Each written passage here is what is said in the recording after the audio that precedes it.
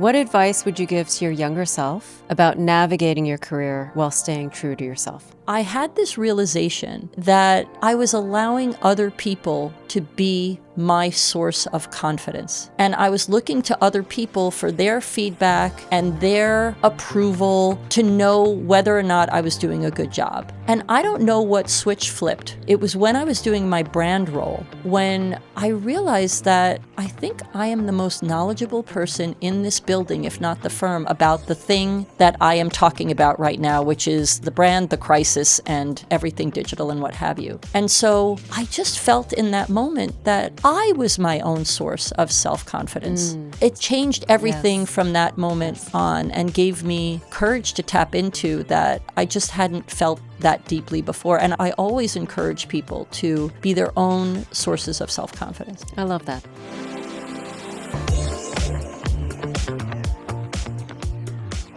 Hello and welcome to the Leadership Dance Podcast, where we explore the art of leadership with trailblazers in business and the arts. If you enjoy the show, please share, subscribe, and leave a 5-star rating. And if you're listening to this episode right now, also check out our YouTube channel at The Leadership Dance. I'm your host, Alissa Hsu Lynch, and today I'm thrilled to be speaking with Lisa Shalett. Lisa is the co-founder of Extraordinary Women on Boards, a powerful community of 1,000+ women serving on public and private for-profit boards. A former Goldman Sachs partner, she is known for her agility, having held global leadership roles spanning capital markets, risk and crisis management, compliance, governance, brand marketing, digital transformation, and innovation. She serves on the boards of PennyMac, Empower Partners, and Lord Abbott's Alternative Funds. I'm so excited we're here today, Lisa. I am definitely excited to be with you. Thank you so much. So you have such an interesting background, but I want to start by talking about what was little Lisa like growing up. Tell us about your early years. I think I was pretty much what one would call a good girl, in quotes. And that is something that I've been trying to shed for a very long time, but we can get into that if you decide. I was very curious. I always loved reading. We'll zoom up to when I was in high school. You know, having grown up on Long Island, was very lucky to have an experience that I could not have predicted. I was nominated by my high school, Roslyn High School, to compete for a scholarship to go do a homestay in Japan when I was 15, between my junior and senior years of high school. And there was no good reason for that to happen, but that was a game-changing experience for me. I ended up living with a Japanese family for that summer, 3 months. They did not speak any English. I did not speak any Japanese. And that really expanded my worldview and really to this day affects how I think about a lot of things.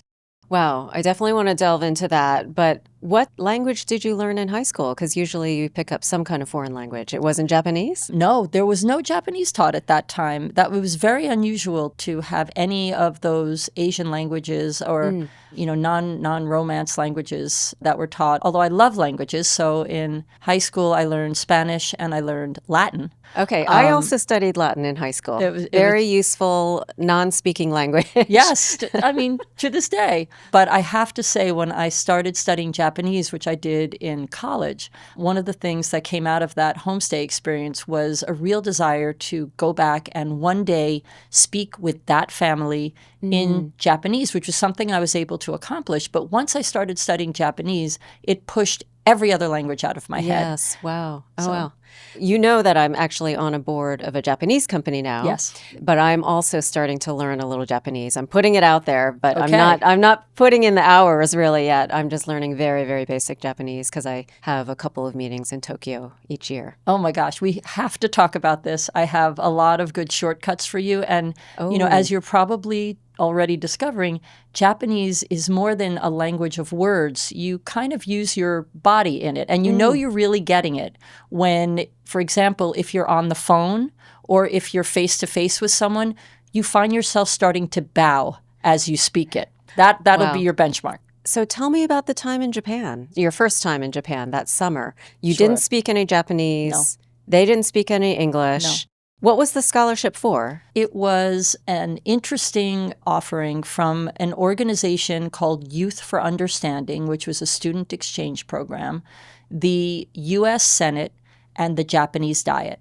And from this program, there were 2 students chosen from each state and then some other partial scholarships that were offered. So the process for deciding who would go was very rigorous. I remember getting my first interview clothes ever at age 15. I think it was at J. McLaughlin with my mom.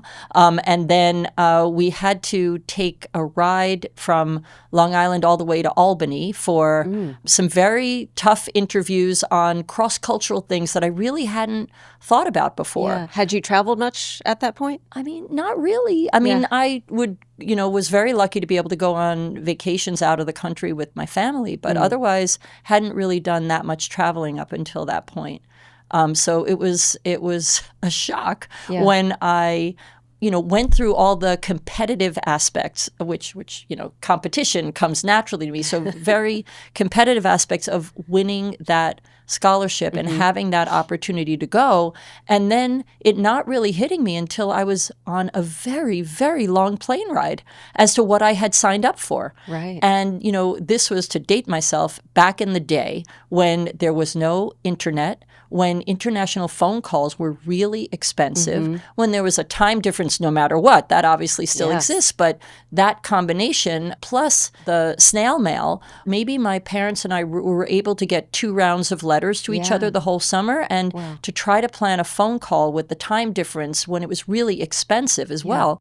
Ensuring that there wasn't very much communication. And now I'm sure we can't imagine a world where we're so out of touch. Oh, yeah. But we have Google Translate on our phones now, too. For sure. I mean, but it was kind of a totally different time and place and experience. And, not being able to speak the language, you become very good at charades. And what I discovered was, because I was around so much Japanese, I developed an ear for the language. And so when I ultimately went back and studied Japanese, my accent, I'm told, is very natural. That makes sense. Yeah. So my sister and I only spoke English at home. My parents spoke English to us, but originally they're from China. And they would always speak Chinese to each other. So what you were just saying of, it was in my head. I was listening to it all the time, even if I wasn't speaking it. So when I studied Chinese in college, also my pronunciation was better than somebody who, had no exposure to it. Well, you'll appreciate that. As an East Asian Studies major in college, I was petrified of taking Chinese. There were so many tones. It was so difficult, whereas Japanese had its own quirks, but the Chinese looked so much harder. So you must have a musical ear? I do, because my mother was a classical pianist and taught piano in the home. So I grew up with music. And when I was dancing, I was always a very musical dancer. Yeah. So that will help you with your Japanese. Yes, yeah. So that summer, though, was there a program that you were attending that was in English, or was it immersion 100%? It was a lot of immersion. I would spend my days with my host family, mostly with my host mother, because my host sisters and brother were at school all day, even during the summer. I was very lucky. My host mother was not only just a wonderful personality and energy, as with a great sense of humor, which one needed to deal with me and to deal with the language difference, but she would stay very busy doing lots of different lessons. So we went to jewelry making lessons, we went to calligraphy lessons, we went to swimming lessons. Wow. And there were all kinds of things. And she brought me everywhere. Oh, that's and amazing. so I had a chance to meet a lot of different people in the neighborhood and do some fun things with her. That sounds like an amazing experience. It was. But there were some programs that were put together to bring all the students together who were there on that program every so often. So they were once in a while. And then you said you did go back eventually and meet the family again? I did. So I went to Harvard, and I initially was going to be an English major. And when I started taking Japanese, it was very clear that if I were really going to take that language, I would have to major in it. It took up so much of my schedule, and I decided to. My parents thought I was absolutely crazy at the time, but I knew I wanted to go back and speak with that family. And so it took me until my sophomore year. I studied in Japan between my sophomore and junior years, and was able to go see that family. I spoke to them in Japanese, And I was criticized immediately for speaking too formally because I was family. I should be speaking in more informal language. Which they don't necessarily teach you in Which they college. definitely don't teach you from the textbook. And so initially I was stunned by that. But then I realized that was probably the warmest, most inclusive thing that could have been said. And I will say that one of the host sisters that I've, of course, stayed in touch with now lives in Florida. And she called me up last October and asked if she could come stay with me, with her daughter. And I thought, how full circle is that? I know. And so she came to New York City and stayed with me, and that was amazing. Oh, that's so great. That's a great story. So you majored in East Asian Studies at Harvard. Yes. How did you end up at Goldman Sachs? Oh my gosh! Well, that's quite a journey. I will say about the timing of my studying Japanese. As I said, it was a very unusual thing to be able to study Japanese, and so when I started taking those classes, it was maybe 20 of us. And by the time I graduated, because at that time Japan was really growing in prominence as an economic power in the world, I looked like a genius because the major had exploded. What was 30 went to, 20, 30 went to felt like over 200, if not more. And I emerged one of the few people who was able to, be fluent in Japanese. So after college, I had an opportunity to work at what was Japan's largest media company, a company called Fuji Sankei, that no one in the United States really had heard of, but was the equivalent of then maybe Time Warner or name your huge media company. And I was able to make Japanese game shows and do a home shopping show for a year and a half in Japan, and then a little bit longer work in their catalog business, and then come back to the United States and work in their overseas headquarters, which were in New York, doing all kinds of crazy things that were related to media, related to the U.S., and really coming in and letting the fax machine spit out at that time anything that the 102 companies in the Fuji Sankei group wanted from this office here in the United States that was in New York. And so I would get sent to test a restaurant, to go to a show, to explain the weather, to sometimes find people who would then be sent to Japan to appear on a show. Every day there would be an interesting adventure that was waiting for me. And so I did that and realized that I really wasn't learning very much about business, and that they were never going to really promote me and let me run the place. And so I had to learn about business. And so something I had never anticipated doing was going to business school. And I was very lucky. I had the opportunity to go to Harvard Business School and was the person who showed up in an accounting class with accountants, or with folks who had done programs at investment banks or consulting firms. And I had this quite unique and unusual experience. So I really had to work hard and learn a lot. Even then, at Harvard Business School, it did not dawn on me that Wall Street was on my horizon. In fact, it was when the first original version of Wall Street, the movie, came out. And I have to say that was not particularly an inviting introduction to Wall Street. And so instead, I went to work for a company that was German in the media industry called Bertelsmann, that had heard of the Fuji Sankei Group and very actively recruited me in business school for that reason. I ended up doing something at Bertelsmann that was not Japan-related. I signed up for a Japan-related thing. It was a fascinating marketing assignment that was starting in Japan, something that, again, I'll date myself by saying, 8 CDs for the price of 1, nothing more to buy ever, which was a competitor to Columbia House's 12 CDs for a penny or something like that. Just a shout out to obsolescence. But sometimes you sign up for something and you then do some additional research and discover, in this case, that that kind of direct marketing was not legal in Japan at the time because you had to opt out as opposed to opt in. You would get the offering unless you said you didn't want it. And most people would get the offering and feel either embarrassed or feel like they couldn't return it. There are a lot of business models that are based on inertia. And so because of that, I had to do something non-Japan related. And I have discovered many times over that sometimes when you really see what you love, it's because you've experienced an absence of it. And so by not doing something Japan related, it made me realize how much that meant to me and how much I wanted my career to have something to do with that. So when I had an opportunity to interview for a job that was Japanese equity sales, that was initially at BZW, the brokerage arm of Barclays.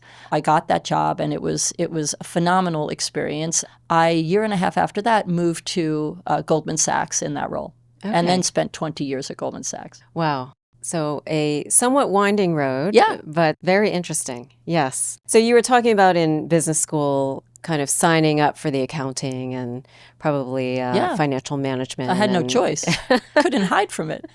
Yeah. So I did something similar coming from my dance career Right. and then wanting to pivot into business. I'm like, I've got to take the hard courses because this is where I lack the skills.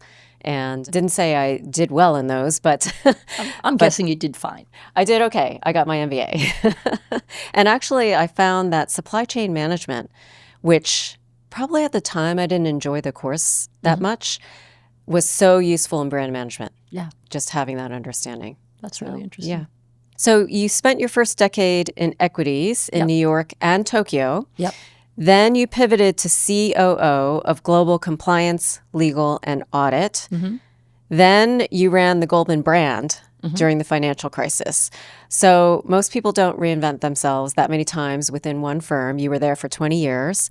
What was driving those moves? Were they intentional? Did you follow your gut? How did you make those pivots? So I think that most people tend to expect very vertical careers. You know, they show up, they hope they do well, and maybe run that business one day. And I would say I was probably no different. In fact, I had made partner in my role in the equities division. So I thought that, one, because of my, Japan background and at that point, deep client relationships and international experience, et cetera, and being one of the few at one point, one of the only female partners in the equities division globally, I did not think that I was going to be allowed out, even if I wanted to. And so I was really surprised when one day I was called into the office of one of the co-heads of the equities division and was given the opportunity to become the chief operating officer initially of global compliance. And that was one of those moments where you just have to take a beat because, wait a second, what exactly is going on here? Yeah. That is a big change from a so-called external client-facing revenue business to a control function. That in and of itself is a big change. And then, thinking about a job I had where every day I did it, I got better at it just by virtue of having another 24 hours of experience in markets and such, and all of my relationships and all the things that I had, built up at that point. Did I really want to step away from that? And everybody was saying to me, don't do it. No, that's crazy. Stay where you are. Everything will be fine. And I somehow started to think about it differently. Okay. And it dawned on me that a role in compliance or most control functions is a great kind of portal to understanding all of the businesses of the firm. And that maybe with my business background and the things that I, had just gotten good at doing, maybe that could be useful to the compliance team and how they did business with their internal clients. And I sort of came around and said, yes, I want to do that. And look, there are many mitigating factors aside from the fact that someone had the idea to begin with. Yeah. But the person who was running global compliance was an incredible guy, Alan Cohen. And so getting to work with him, a very respected person, but someone who had come to Goldman from the outside. And so I was going to be able to help him from the inside. There were so many aspects that seemed very interesting to me, such that I somehow worked up the courage to step away from a career that otherwise had been going very well and do something completely new. Now, I will tell you that the person who suggested this role to me when I later, some years later, had a discussion with him about like, what were you thinking? Like, why was it? He said, I was actually wondering what you were thinking. Why did you do that? I'm like, what? What? I said, please, like, can we just erase that? Like, I don't want to hear that, but thank you, because that really changed my life.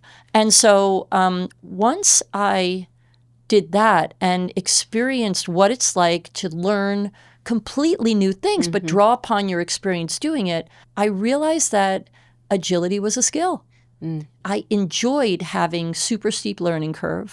I enjoyed figuring out like, okay, how am I going to justify my existence here and show up amidst a sea of subject matter experts and bring something that they don't already have? How am I coming in at a relatively senior level going to be respectful of everything that they already know and listen carefully and see what with a beginner's mind I can do? And that really changed the way I look at roles and the challenges that I would seek out for myself. And so I had many of those pivots like you outlined because I would decided to run toward them. That's an amazing experience to have, and one that you've applied over and over again. Yeah. Right? I mean, it's not that I'm fearless, but those things don't scare me. And when I talk with mentees or just become a sounding board for folks who are considering like big pivots or changes, I definitely have a bias, because I think that those are the best ways to learn. Absolutely. I agree. Yes. I know you've done a few yourself. I have. So you were leading brand marketing at Goldman during the financial crisis. Yes. That must have been a challenging time. Tell us about what it was like and how you handled it. So that was yet another situation where by this point I had learned to raise my own hand and ask for an opportunity. So I had been in global compliance at that point for 4.5 years, and along the way had picked up the COO responsibilities for the legal department and for audit. And just to timestamp it, that was when the financial sector was completely imploding. That was when Bear Stearns and Lehman, went out of business, and that's when, Goldman Sachs became a bank holding company. So that had been an interesting front row seat as it was. And so when I raised my hand for my next thing, in fact, went back to the same person, Gary Cohen, who had put me in the compliance, legal, and audit seat, I said, okay, what is something you're trying to solve? Whatever it is, bring it on. Yeah. And if I could do that, I can do this. Yeah. And he suggested a role that didn't even have the CMO title on it yet, because Goldman wasn't a firm that had all these consumer businesses that required marketing in the traditional sense. There was no bank, there were no branches at that time, there were no consumer businesses. And so there wasn't really a need for the budgets of advertising and marketing in the way that many of Goldman's competitors at the time were functioning. So what was brand marketing? Really, that was about digital strategy, which nobody understood then either. So that was tacked onto my title, and I was told, go figure it out. When I took that role, it was Goldman navigating very successfully through the financial crisis. But within 2 weeks of taking that role, it was a totally different story. All of a sudden, there was one day when, the SEC filed fraud charges against Goldman Sachs related to the mortgage crisis. And that took Goldman completely by surprise and revealed that we needed to start explaining who we are and what we do and why it matters. Our strategy up until that point had been kind of mysterious because there was no need for those who didn't already know us, those who were on Main Street or other kinds of stakeholders that weren't doing business with us to know who we are. And as a result, mystique ruled. And that worked for a very long time.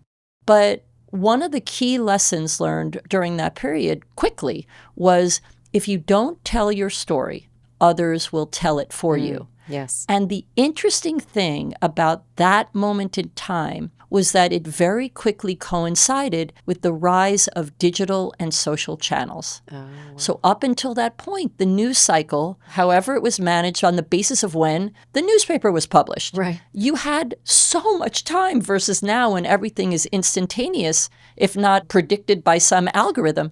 And all of a sudden, there were these new channels, new sources of conveying information, which moved faster than anyone had ever experienced before, which were democratized. So anyone could say anything about a brand. Right. And while it created opportunities for a brand, it also created huge risks that no one had ever really contemplated before in the same way. So that is what I found myself in after taking a role that was already going to be a change and a challenge, more innovative, like in its focus, whereas all of a sudden this was crisis management for a brand that was really the poster child for all that was evil on Wall Street, I like to say, because that's what happens when you haven't really invested in telling your story or recognize that your stakeholders are far broader than the folks you think they are. Yeah. Managing public perception when you don't know. When you don't think the public matters. Right. Yes. So that was fascinating. And one thing that I'll say about it, because I've reflected on it a lot as we've seen all the changes that AI is bringing, is every so often, and I'm sure you've experienced this too, you have these level playing field moments where no matter how much expertise one might have in a given area, all of a sudden everything you have to learn is completely new. And so if you're a newbie like me coming into a brand role where I wasn't trained as a brand or advertising person, I mean, obviously I had certain skills, but not those. And you hit it right at the moment when even if you were super experienced, you had to learn all of this stuff about digital and social channels that were turning everything on its side. I was so grateful that was the timing. And you know, obviously, I told you I liked steep learning curves. Like, these were steep, but steep for everyone. And so now it's so interesting to look at what AI is doing. Because it's the same kind of level playing field moment where you can come from nowhere or you could come from behind even and then just leap ahead or lead the pack or drive new initiatives or new ways to solve problems. Yes. Yeah. It does feel like that right now. Yeah. For sure. As a woman in a predominantly male world, did you face any major barriers or challenges you had to overcome?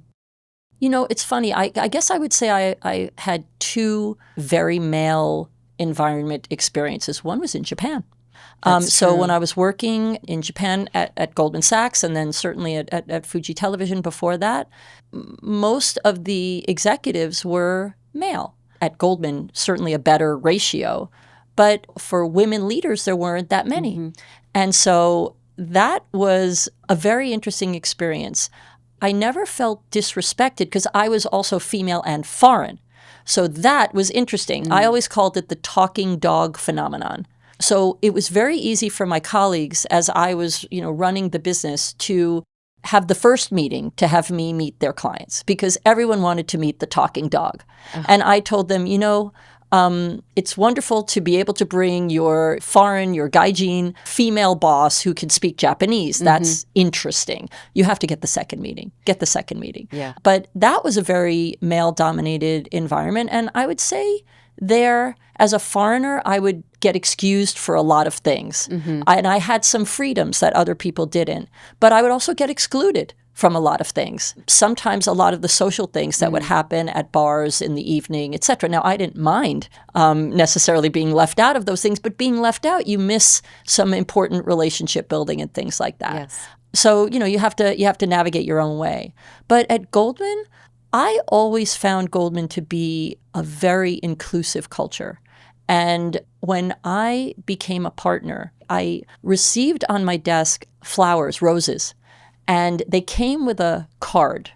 And even though I knew that the card was probably written by someone at a flower shop, I have treasured this card and I have kept it to this day. And I have a photo of it on my phone. And it said, "Welcome to the sisterhood." Oh, wow. And that was a wonderful feeling. So yes, most of the time I would walk into a room and I would be the only woman in a room, or one of few women in a room, or maybe the only female partner in a room, or the most senior woman in the room. Yeah.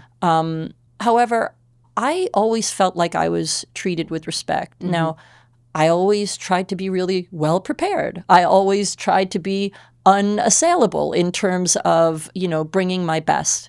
But I really cannot say that I, other than feeling it often, felt awkward in any way. And there were plenty of things that I could do to help mentor women, to help sometimes, coach the men on how to help promote women. Not that the women needed help being promoted, but just make them aware that, for example, the same way like you might say, oh, well, I'm on a panel and or I'm at a conference and there's a panel and all the panels are men.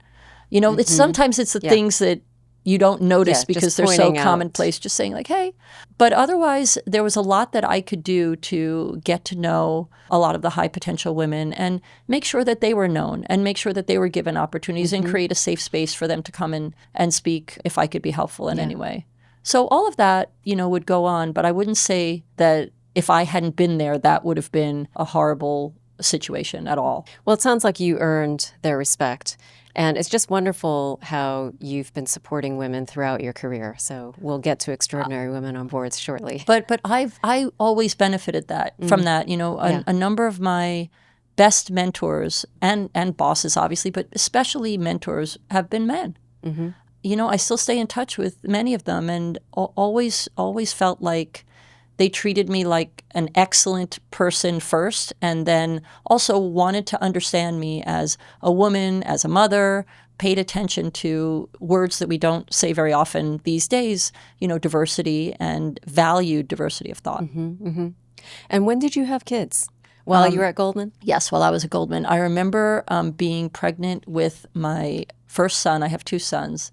When I was on the trading floor at Goldman in New York. And it's so funny because there was a colleague of mine from Japan who was Japan's #1 ranked strategist. So whenever she would come to New York, we would go around and see clients together. And at one point, for each of our second children, we were pregnant at the exact same time. Like our kids were born, within days of each other in different places.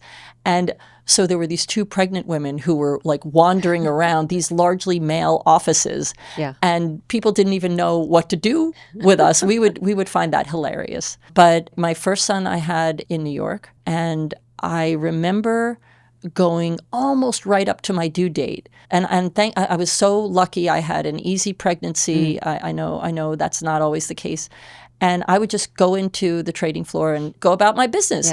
And then one of the guys who was sitting next to me just starts one day just looking at me. He's like, I really don't want your water to break while I'm sitting next to you, and I won't know what to do. And that was a good wake-up call, because I'm like, oh, you know what?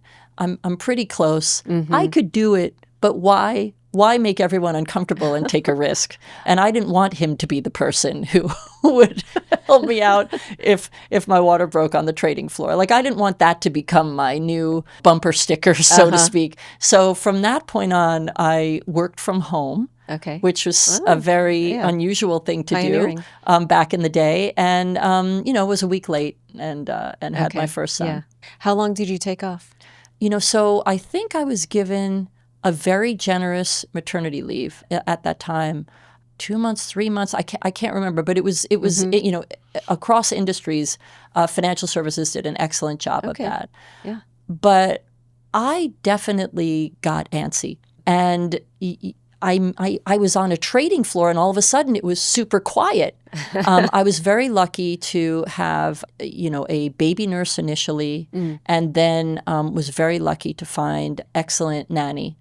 And again, like super grateful that I was able to do that, afford that, etc. But I knew I needed to go back sooner than expected when I found that I was arbitraging red pepper prices on, First Avenue. And I just felt like I needed to get back into the flow and the energy of the trading floor. And so a little bit earlier than I needed to. And because everything was stable at home, I felt like that would just make me feel more me. And so I was able to try out going back, and it worked out. And that was, again, largely because of great help and family support. And your kids have turned out well. I think they have, for sure. And I think they understand a little bit better, what I was doing when I was not there. But my younger son was born also in New York, but when I knew I was going to be heading to Tokyo. And so I had to wait until 3 months before we could move. And so, when we arrived in Japan for that next stint, one was 3 and one was 3 months. And so that was a big, interesting experience. Yes, and so they had their early years in Japan. How long were you there at that time? I was there about 2 years. Okay. And then came back, So they may not remember it then. They remember some things. Yeah. And we haven't gone back yet. Oh, you and have to. I didn't want to force it on them. I was waiting for them to tell me when they wanted to go back. And of course, they've heard stories, and of course, they've seen lots of photos, and they know that that's an important part of their past. But over the past year or two, they've said, we really want to go back. And I've been thrilled. Yes. And look forward to planning that trip as soon as schedules allow. Amazing. Amazing. So, Lisa, it's now time for the Alissa Asks Okay. rapid fire questions. Oh my gosh. Okay. What's your favorite thing to do in Japan? My favorite thing to do in Japan might be karaoke. Oh, okay. What's your go-to karaoke song? That's a hard one. For a while, it was Drops of Jupiter. I'm not going to sing it for you now. When I lived in Shanghai in China, I planned for my marketing team a team offsite. And like in the US, we went to a salon and got our nails done, and it was very nice. And then for the next one, I said, what do you want to do this time? And they said, karaoke. Yes. And they videotaped me singing Baby Hit Me One More Time, Britney Spears, and played that during my farewell. That was not welcomed. I just want to say that violated a very important rule of karaoke, which is what happens in karaoke stays in karaoke. I'm doing the Japanese pronunciation of karaoke. I should call it karaoke. But that was a big violation, I just want to say. They did not care. They had a lot of fun. I'm sure you were great, though. No, I was not. What's one thing you'd like to change about board meetings? Oh, just one thing? That is that is the hardest question you could ask me. I think the thing that I would change would be having better board materials that then can lead to a much more actionable discussion in the room. We're going to get into this again later, but what's your worst dating app experience? All of them. Really? All of them. What do you hate about it? That's a hard question, too. I think that on the one hand, it's fascinating to have this endless inventory of men to choose from. That is a very weird thing.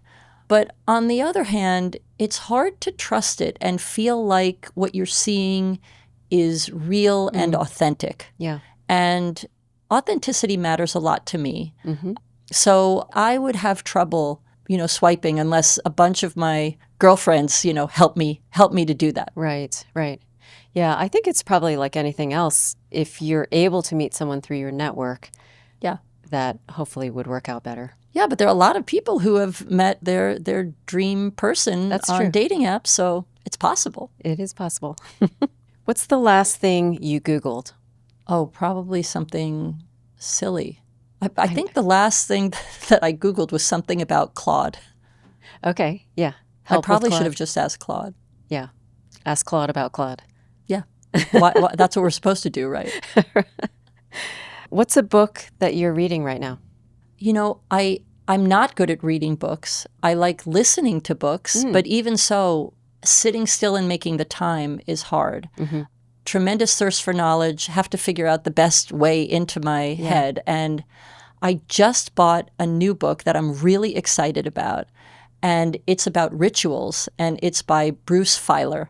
Okay. And I know Bruce. He is a brilliant thinker. He's written so many fascinating books, including one of the best books I've ever read about transitions, which is another favorite topic of mine.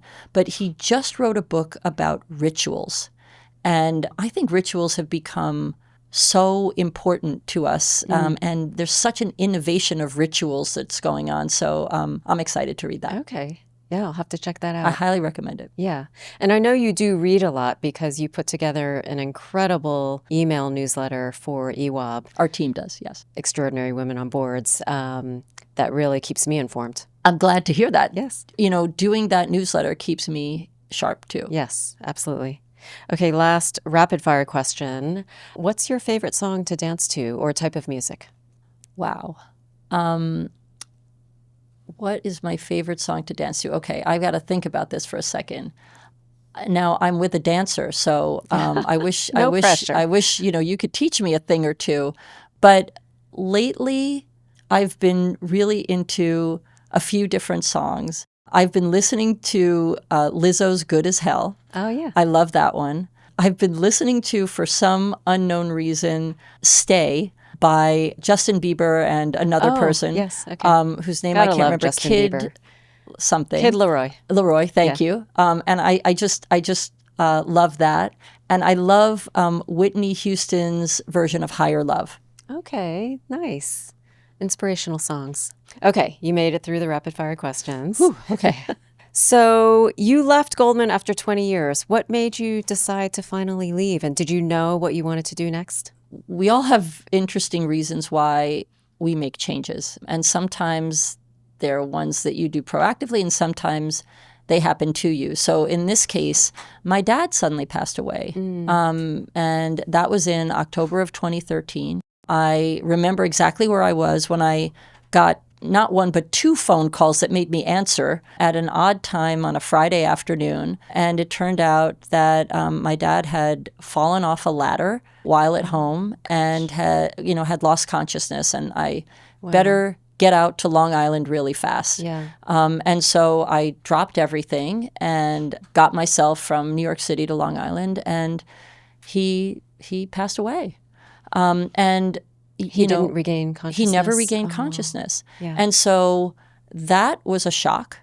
And in the time that, one takes to reflect on when those things happen, I really used that time well. And it dawned on me that I had never really stopped, that I always was running. I was always moving. I was always energized about what I was doing. And I hadn't really stopped to question my priorities and choices. I loved my work, I loved my family, and I kind of bounced between those two things as best I could. But this made me question. So my dad had been a beloved OBGYN. He was often off delivering babies. And, you couldn't really compete with that. You wanted him to go do that. He loved doing that. And sometimes that would, beat out his cutting the turkey for Thanksgiving or, even being home in time for dinner. Both of my parents worked. My mom was a very successful interior designer. And there were often weeknights where my sister and I would, have dinner together. And I realized that I was doing that too. And I was not showing up for dinner. And based on that experience, now I decided that my priority was to be home in time for dinner. And, I lived at that time in Westchester in the suburbs of New York City. So the commute was not easy to make it home in time for dinner. My job was all consuming, either by my own design or by Goldman's, but that combination could definitely ensure that I had some pretty long hours. And suddenly being home in time for dinner was really important. I did not see a way to be a partner at Goldman Sachs at the level of excellence that I held myself to and still leave in time to get home for dinner. And that was my own thinking. That wasn't certainly necessarily, there were plenty of people who made it home in time for dinner. Yeah. But I just didn't see myself working in the same way. And so I kind of surprised everyone and said, I think I'm going to leave. And so I would say that the reflection on the death of my dad made it not an if, but a when. And then, knowing that the right sign would happen, that it was the time to go, came not that long afterwards. And I felt like I was in a good place as far as how I was regarded, how my team was regarded. There was certainly great talent behind me. And I left specifically with my only responsibility to be home in time for dinner. So I did not look for another job. I did not even think about that. So what gave you the idea to found Extraordinary Women on Boards? So I think amazing things happen when you give yourself space to think, to learn, or to experience things. And sometimes things you never expected would happen. And that was the case here. So, one of the feelings that I had pretty much immediately after leaving a firm like Goldman Sachs, where so much information is coming to me, where I always could feel like sharp and at my best in terms of here's what's going on. And not only that, but probably have a view on it. And then you walk out of the building and all of a sudden it's like radioactive decay. How am I going to replicate this? How am I going to keep this up? And I did not want to be the typical person who might go stale. Retirement was not the word I was going for. And I had joined 2 boards. I was very lucky to get on 2 boards through my own relationships and started to mingle around with board directors. And there were some board directors I saw who were content to be stale. It's like nowadays not knowing what ChatGPT is or Claude is. Like, no, I realized that was a big nightmare of mine. And so how was I going to, in the time between waking up and dinner, a lot of time, invest in staying cutting edge? And so I would come into New York City, and because of my brand role, I had so many connections within the startup ecosystem that I just started spending time with founders.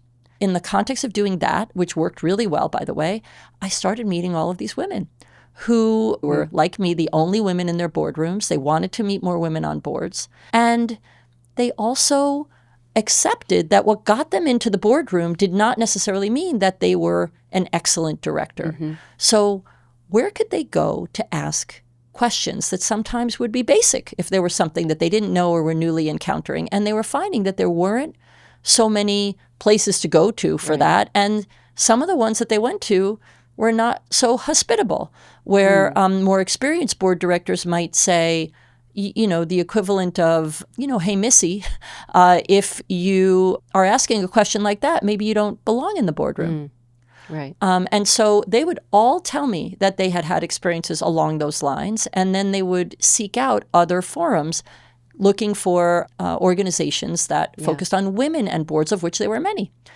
And what would happen there, as they were already in boardrooms, was they would be looking to have conversations about the context of their boardrooms, but instead would find that because those organizations combined women aspiring to be on boards with women already on boards, and by the way, all of these women wanted to help more women get on boards, they couldn't have conversations beyond how do I get on a board. They were more looking for nerdy conversations about, hey, an activist just showed up on my board.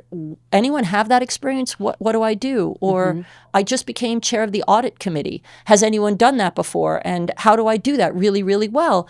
They were all about having impact and understanding how to navigate through what might be new situations. And so what they wanted was a trusted, safe space and a peer group of women who were already in the boardroom with seats at the table, who were experiencing the same things that they were experiencing, could look at things from a risk perspective and an oversight perspective, and really kind of compare notes and tap into collective wisdom. And they were finding that what we now call portfolio life, which is, I guess the substitute for retirement, you're busier than ever before doing a whole bunch of things. Board work was one part, might be a big part, a small part. How do I find a peer group again? Because, I had that when I was in my work life, and now I'm kind of isolated, having to figure out what that portfolio is. And so I met 15 women who all said that, and realizing that I was the common link, why not bring them all together? And so what was supposed to be a one-time lunch, which was an amazing experience, ended up becoming a side hustle where then I would start to gather this group, and the women started to refer in every time I would have a gathering, other women who were on at least one public or private for-profit board. They held me clean to that. And we would just learn together, and we would walk out smarter, and we would have actionable insights and smart questions to bring back to their boardrooms. Great. In the meantime, there were so many great friendships formed and a whole community where, you could show up and just assume respect. And women don't always feel that all the time. Yeah. And so word of mouth grows. It gets to be 100. And then we flip into the pandemic, and all of a sudden, nobody can meet in person anymore, yet the issues facing boards and leaders were exploding. And so we replicated it in Zoom, and we're able to do it more often. The group showed up, and then people started to refer people in from anywhere. And as a result, it went from 100 to 200 and just started to grow. And I looked up in like August of 2020 and just realized that this was taking up a lot of my time, delightedly so. But something was going on here that seemed pretty amazing and special. And so I realized I needed to take on a co-founder. And that's when I met the incredible Lisa DeCarlo, who joined me. And, we each brought different things to the table and professionalized whatever I had been doing with, like rubber bands and Post-it notes into a real functioning community. And then when, the community kept asking us to do more things, which we were delighted to do, we realized we needed some help. And so we said, look, we need to hire some help to do all these things. We're going to turn it into a paid community. And look, if you don't think it's valuable, we'll shut it down. But if you do want to support it, then that will help us keep going. And everyone supported it. Yes. So you saw a huge need in the market. Yes. You filled it. An unmet need. Yes. That nobody was really talking about. Right. But sometimes if you listen well, you find those things. Yeah. How many members have you grown to now? So we have about 1,100 members. Wow. It's all been word of mouth. We don't advertise it. And we're so touched and flattered, if that's the right word, when members tell other amazing women about potentially joining the organization because they find it valuable. So I get to meet awesome women all the time. Yeah, that's how I heard about it as well. And we met early when I joined because we went on a retreat in Mexico. Yes. The Modern Elder Academy. Yes. And then, like you said, it's just incredible women, and you become fast friends. Yeah. Yeah. So last question, Lisa. What advice would you give to your younger self about navigating your career while staying true to yourself? So I think the advice I would give my younger self would be, one, in relation to time, and two, in relation to confidence. Time is a topic I think a lot about now.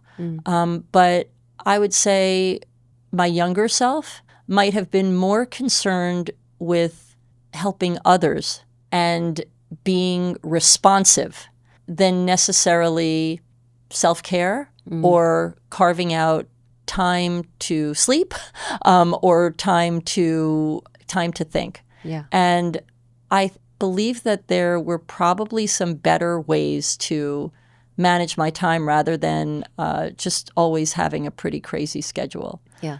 So I'd like to think I've unwired that a little bit. And late in my career, I was already a partner for a number of years when I had this realization that I was allowing other people to be my source of confidence. And I was looking to other people for their feedback and their approval and their permission to know whether or not I was doing a good job. And I don't know what switch flipped. It was when I was doing my brand role, when I realized that I think I am the most knowledgeable person in this building, if not the firm, about the thing that I am talking about right now, which is the brand, the crisis, and everything digital and what have you. And so I just felt in that moment that I was my own source of self-confidence. And it changed everything from that moment on and gave me courage to tap into that I just hadn't felt that deeply before. And I always encourage people to be their own sources of self-confidence. I love that. Well, Lisa, thank you so much for joining me on the podcast. Thank I've loved you for this conversation having me. and learning more about you. And congratulations on this successful, amazing podcast. Thank you. Like, follow, and share The Leadership Dance, where we explore how to choreograph the career of your dreams and chat with visionary leaders in business and the arts. Until next time, keep dancing.